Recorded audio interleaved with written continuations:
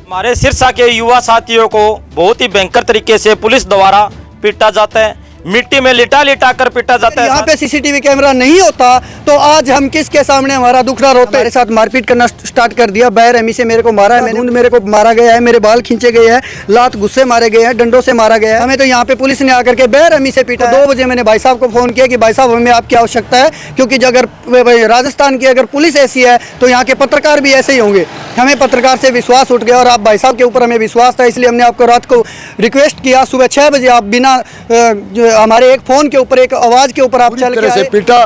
500 पुलिसकर्मी शराब में एकदम फुल शराब पी हुई थी। नमस्कार दोस्तों, मैं आपका दोस्त सोनू शर्मा इस वक्त मौजूद हूँ राजस्थान के न्योलकी गांव में। साथियों, मेरे आने का कारण ये है क्योंकि सिरसा से पल्लू धोख मारने जा रहे कुछ युवा साथियों को रात को 2-3 गाड़ी पीछा करने लग जाती है। उनका मकसद कोई लूटपाट का था, तो ये न्योलकी गांव में एक कैंटीन में रुक जाते हैं। उसके बाद में इनको डर लगता है, ये रात को खौफ खाकर पुलिस को फोन करते हैं। साथियों, रक्षक ही भक्षक बन जाए तो आखिरकार हम उम्मीद किससे कर सकते हैं। साथियों, पुलिस वाले आते हैं, आने के बाद में इनके साथ ही मारपीट करते हैं। साथियों, बड़ी विडंबना की बात है। के बाद हमने पूरी रात यहाँ पे मिट्टी के अंदर बैठ करके पूरी रात गुजारी है कि आरोपी तो वहां से चले जाते हैं, लेकिन जो पीड़ित है, पीड़ित को भी पुलिस पिटाई कर डालती है। साथियों, विडंबना की बात,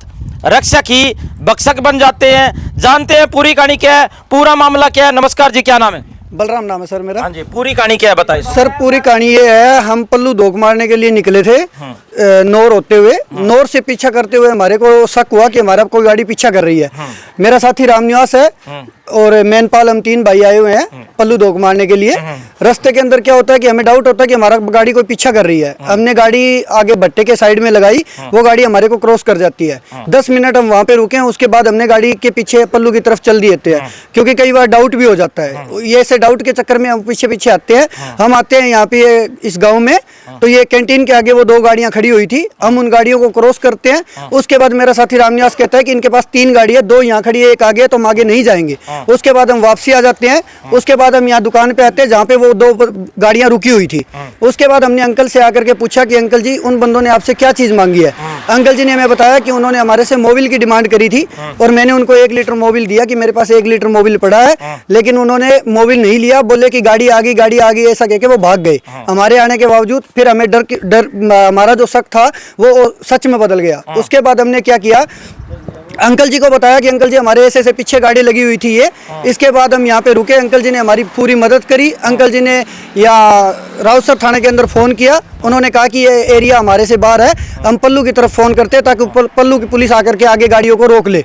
जो गाड़ियाँ यहाँ से 2 फरार हुई है, एक स्कॉर्पियो गाड़ी थी, एक दूसरी गाड़ी थी, नंबर हम नहीं देख पाए। उसके बाद में क्या होता है कि जैसे ही हम यहाँ से फ़ोन करते हैं तो हमारे पास पल्लू थाने से फ़ोन आता है मेरे पास, मेरा नंबर और मेरी गाड़ी का नंबर ले लिया जाता है, जो कि मेरी गाड़ी है HR06AD 8781 मोबिलियो 7 सीटर गाड़ी है, डीजल वर्जन।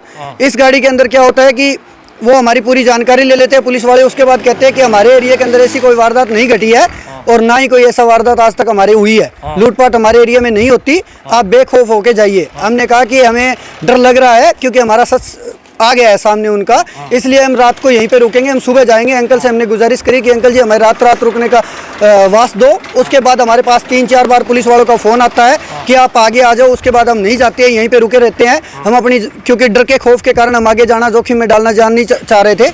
इसके बाद क्या होता है कि एक ट्रैक्टर आता है जो कि सिरसा एजेंसी से खरीद के लाया जाता है, नया ट्रैक्टर। उसके ऊपर 5 बंदे चढ़ के आते हैं, वो हमें देख करके यहाँ दुकान पे रुक जाते हैं, वो नमकीन वगैरह लेते हैं यहाँ से।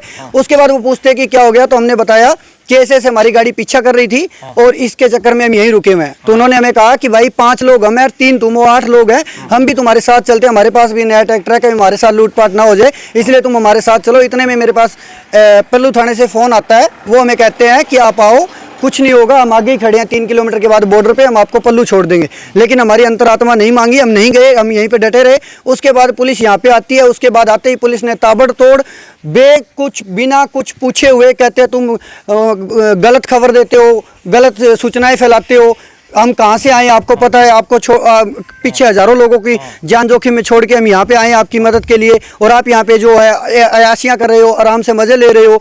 उसके बाद उन्होंने ट्रैक्टर वालों के मारपीट करी, जिससे ट्रैक्टर की लाइट भी टूट चुकी है, वो भी यहाँ पे गिरी हुई है, वो भी मैं आपको दिखाना चाहूँगा। उसके बाद हमने क्या है, हमारी गाड़ी चारदीवारी के अंदर खड़ी करके हम यहीं पे मंजा डाल के बैठ गए थे अंकल के साथ। उसके बाद उन्होंने हमारे साथ मारपीट करना स्टार्ट कर दिया, बेरहमी से मेरे को मारा है। मैंने पूछा कि हम पुलिस से मदद मांगी है, अगर हमारा शक भी गलत निकला है तो हम तो शक के दायरे में मदद मांगी है पुलिस से, लेकिन पुलिस ने हमारी एक नहीं सुनी। बेखौफ हमें बिना कुछ सोचे समझे अंधाधुंध मेरे को मारा गया है, मेरे बाल खींचे गए हैं, लात गुस्से मारे गए हैं, डंडों से मारा गया है।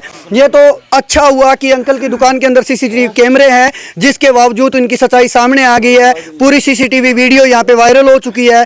लेकिन अगर यहाँ पे सीसीटीवी कैमरा नहीं होता तो मैं पूछना चाहता हूँ, इससे अच्छा तो हमारा हरियाणा पुलिस की सरकार है, जो कि 112 के ऊपर फोन करने के बाद जो भी मुसीबत हो या ना हो बंदे को घर तक छोड़ के आती है। बल्कि हमारे साथ तो यहाँ पे उल्टा ही हो गया, हमें तो यहाँ पे पुलिस ने आकर के बेरहमी से पीटा है, लेकिन हम उसके बाद भी नहीं गए। उनको हमने कहा कि यहाँ पे सीसीटीवी कैमरे लगे हुए हैं, आपकी रिकॉर्डिंग हो गई है, तो वो हमें उसी हालात के अंदर छोड़ के भाग जाते हैं। उसके बाद हमने पूरी रात यहाँ पे मिट्टी के अंदर बैठ करके पूरी रात गुजारी है। उसके बाद रात को 2 बजे मैंने भाई साहब को फ़ोन किया कि भाई साहब हमें आपकी आवश्यकता है, क्योंकि अगर राजस्थान की अगर पुलिस ऐसी है तो यहाँ के पत्रकार भी ऐसे ही होंगे। हमें पत्रकार से विश्वास उठ गया और आप भाई साहब के ऊपर हमें विश्वास था, इसलिए हमने आपको रात को रिक्वेस्ट किया। सुबह 6 बजे आप बिना हमारे एक फ़ोन के ऊपर, एक आवाज़ के ऊपर आप चल के आए और आपने यहाँ पे मौके पे जायज़ा लिया, और मौके पे जो पुलिस ने हमारे साथ मारपीट की है उसकी वीडियो भी आपने देखी है, और जो मौके पे यहाँ पे 2 गाड़ियाँ रुकी हुई थी उनकी वीडियो भी यहाँ पे कैमरे के अंदर सीसीटीवी है। लेकिन मैं पूछना चाहता हूँ यहाँ की राजस्थान पुलिस सरकार से कि अगर यहाँ पे सीसीटीवी कैमरा नहीं होता तो आज हम किसके सामने हमारा दुखड़ा रोते। अगर हम पुलिस के साथ उनके साथ थाने में चले जाते तो वो हमें उल्टा कोई दूसरा मुकदमा डाल के कोई भी कुछ एक्शन ले सकते थे, जो हमें बेरहमी से पीट सकते हैं, वो हमारे ऊपर कोई भी गलत तरह का एक्शन भी ले सकते हैं। मैं सरकार से गुजारिश करता हूं कि जो भी 5 पुलिस कर्मचारी यहाँ पे आए हैं, मौके पे शराब पी हुई थी, शराब के नशे में धुत थे। मैं सरकार से गुजारिश करना चाहता हूँ, राजस्थान सरकार से, कि अगर यहाँ पर माता के भक्तों के ऊपर अगर इस तरह लूटपाट और पुलिस प्रशासन अगर ऐसे हैं तो हम किसके सामने अपना दुखड़ा गाएं। अगर यहाँ पे सीसीटीवी कैमरा ना होता तो हमारा मर्डर भी हो सकता था। अब आगे भाई साहब बताएंगे। साथियों, मैं आपको बता देना चाहता हूं, हमारे सिरसा के युवा साथियों को बहुत ही भयंकर तरीके से पुलिस द्वारा पीटा जाता है, मिट्टी में लिटा लिटा कर पीटा जाता है। साथियों, गरीमत ये रही कि सीसीटीवी कैमरे लगे हुए थे, उसके अंदर पूरी वारदात रिकॉर्ड हो चुकी थी। साथियों, मैं सबसे पहले आपको बता देना चाहता हूं, रक्षक ही भक्षक बन जाए तो आखिरकार आम आदमी किससे न्याय की उम्मीद करेगा। यहां पर ये कन्फेक्शनरी और जो किराना की दुकान चलाते हैं उनसे बातचीत करने की कोशिश करते हैं। नमस्कार जी, क्या नाम है जी? क्या नाम है जी? नाम महावीर है जी। हाँ जी, पूरी कहानी क्या है जी, आप बताइए, आपने क्या देखा? मैं जी यहाँ रात को दुकान पर था। हाँ। तो दुकान पर, मेरी दुकान पर 3 गाड़ी आई। हाँ। गाड़ी इस कैमरे के इधर रुक गई और वो 6 आदमी अंदर दुकान के अंदर घुसे। हाँ, 6 आदमी दुकान के वहाँ बढ़िया के मोबिल की जरूरत है 1 लीटर। हमारी गाड़ी में मोबिल कम हो गया। मैंने कहा भाई मेरे तो मोबिल का तो काम ही नहीं है भाई। तो उन्होंने कहा आप देखो। मैंने लड़के को फोन किया, भाई अपने ट्रैक्टर से मोबिल निकाल के दो 1 लीटर। उसने कहा दुकान में देखो आधा लीटर तो बचा हुआ पड़ा है। मैंने उनको आधा लीटर दिया। उसके बाद इन लोगों की गाड़ी जैसे ही मेरी दुकान से क्रॉस करती है पल्लू की तरफ, वो छोड़कर मोबिल भाग गए कि गाड़ी चली गई। उन्होंने उसका पीछा किया। मेरी दुकान से जस्ट 400 मीटर आगे शराब का ठेका है। उस ठेके से इन लोगों ने अपनी गाड़ी दोबारा वापस घुमाई और मेरे पास आ गए। मुझे पूछा अंकल जी इन्होंने क्या लिया था? मैंने कहा भाई मेरे से मोबिल मांगा था और वो छोड़ के गए। यहाँ एक गाड़ी निकली उसके पीछे निकले हैं। क्या आपको कैसे लगे? मैंने इनको बताया भाई ये आदमी तो बदमाश है शक्ल से ही। तब इन्होंने मुझे कहा ये नोर से हमारे पीछे पड़े हुए हैं और 3-4 बार बिरकाड़ी के पास इन्होंने हमारे साथ ओवरटेक भी किया था, लेकिन हम बच पाए। अब रात को हमें यहाँ रहना है और हमारी कोई व्यवस्था बनाओ। जब मैंने रावसर पुलिस स्टेशन में हमारे वीट अधिकारी बजरंग लाल शर्मा को फ़ोन किया, उन्होंने कहा कि हम आएंगे इतनी देर में, 3 किलोमीटर बॉर्डर है वो पार कर जाएंगे। मैं पल्लू वालों को फ़ोन करता हूँ। पल्लू वालों को उन्हें फ़ोन किया। पल्लू वालों ने इनके नंबर लिए और रावसर पुलिस को पूछ करके नंबर लिए, गाड़ी के नंबर लिए। 20 मिनट बाद में उनका फ़ोन आया कि हम बॉर्डर पर पहुंच गए और आप यहाँ जाओ। इन लोगों ने कहा हमें बॉर्डर जानते ही नहीं है, किस थाने की कहाँ बॉर्डर है। तब इन्होंने कहा अंकल जी से बात करो। मेरे से बात की, बंसी लाल जी हैं। मैंने पूछा साहब कौन बोल रहे हो? उन्होंने कहा मैं बंसी हौलदार बोल रहा हूँ पल्लू पुलिस से।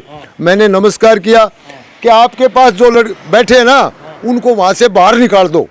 मैंने कहा बाहर कैसे निकाल दूँ कि हम बॉर्डर पर बैठे हैं। अरे भाई बॉर्डर पर तो बैठे हो, 3 किलोमीटर है, इनकी गाड़ी आगे रुकी हुई है तीनों और इनको खतरा है कि उनको किसी तरह से यहाँ से निकाल दो। मैंने कहा ये बच्चे रो रहे हैं, रोते हुए को मैं नहीं निकालता। उसके बाद 20 मिनट के बाद में वो यहाँ गाड़ी लेकर के आए, गांव के बीच में चले गए। इनको फ़ोन किया कहाँ हो? इन्होंने कहा हम तो इधर ही बैठे हैं बाहरली साइड में, एक अब घर में बैठे हैं। तब वो वहाँ आए और अपनी दुकान के अंदर इधर यहाँ गाड़ी रोकी उन्होंने और इनके साथ आते ही मार पीट शुरू कर दी। इनको बुरी तरह से पीटा। 500 पुलिसकर्मी शराब में एकदम फुल शराब पी हुई थी, गिर रहे थे। जब इनके मार रहे थे ना तो गिर भी रहे थे, वो इतनी शराब पी हुई थी। अब हम तो क्या बताएं साहब, इतना मैंने बता दिया जो देखा वो। हमारी अशोक गहलोत सरकार से गुजारिश और विनती है कि अशोक गहलोत जी आपके राज्य में क्या क्या चल रहा है।